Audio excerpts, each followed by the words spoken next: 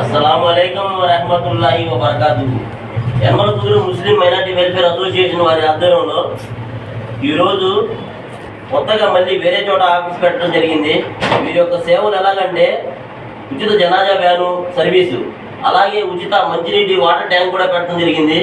యనమల కుదురులో ఎవరికైనా సరే, యనమల కుదురు పరిసర ప్రాంత ప్రజలకు ఏదైనా అత్యవసరంగా జనాజా వ్యాన్ కావాలన్నా, ఏదైనా శుభకార్యములకు, ఫంక్షన్లకు ఉచితంగా వాటర్ సప్లై చేయడం చాలా గర్వకారణంగా భావిస్తున్నాం.